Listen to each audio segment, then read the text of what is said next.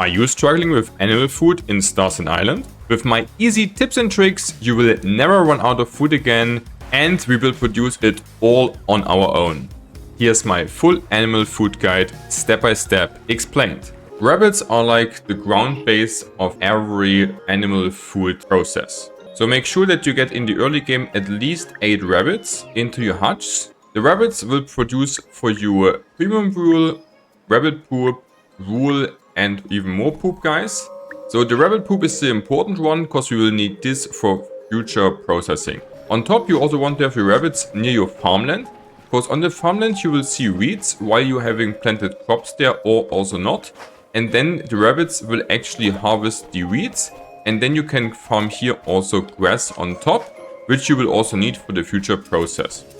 It doesn't matter which gender the rabbits are, but it's obviously pretty good to have some female ones and also some male, that you also can breed them later, for example, also into your breeding house. Then you also need a feeder, guys.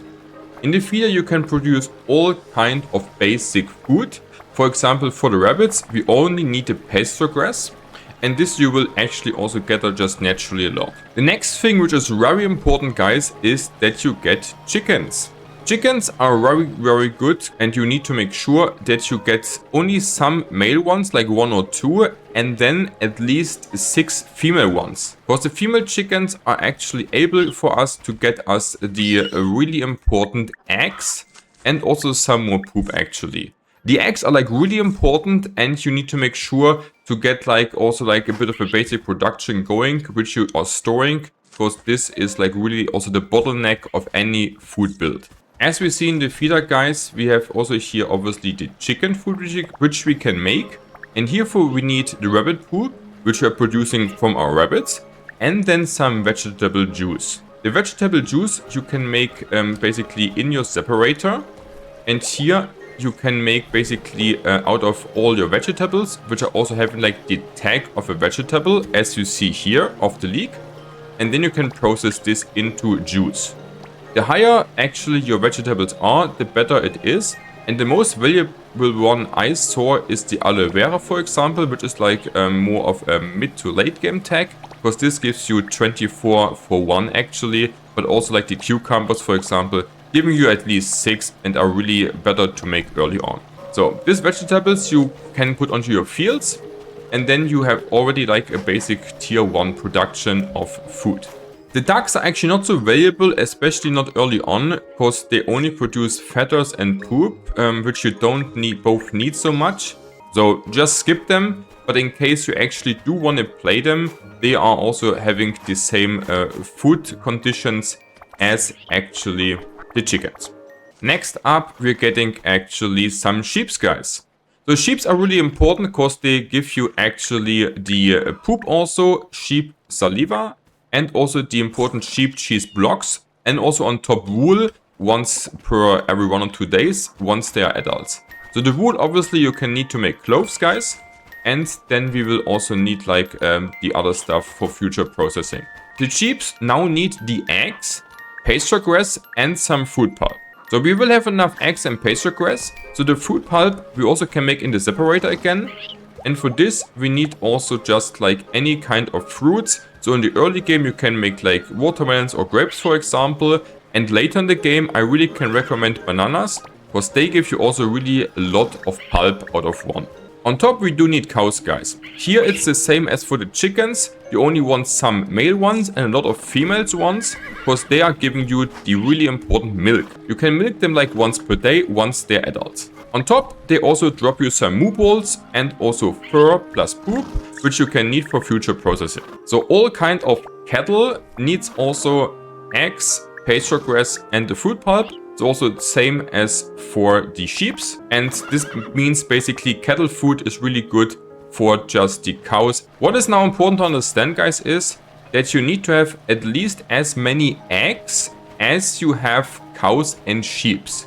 Because then you can also provide your own food to them. So you kind of want to have really a base of a lot of chickens ideally, a lot of rabbits, and then just some less cows and sheeps, and then you will be good to go with the food.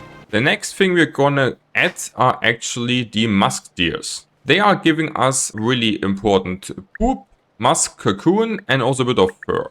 Especially the musk cocoon you will need also to make even more advanced food later. In order to make the musk deer feed, you need now again vegetable juice, pasture grass, some of the cheese block stuff which you get from your sheep, and also milk which you will get from your cows. And now you kind of get the idea that you need like the lower tier animals in order to make the food for the higher tier ones. So the higher we go up onto actually the tier of the animals, the less animals of them we want to make in order to keep our food process chain active. You also will need to add horses in order to fulfill your quest, guys. So make sure that you get at least one male and one female one that you can breed with them.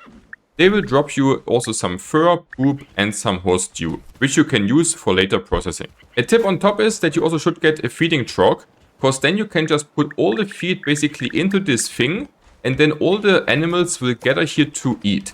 That means it's just a lot easier for you to get the feed in, because you don't have to target each of their barns or habits every day. Also make sure to make your animals happy to 200%. And then you also will get more byproducts from them. Early on, you can just go and pet them manually.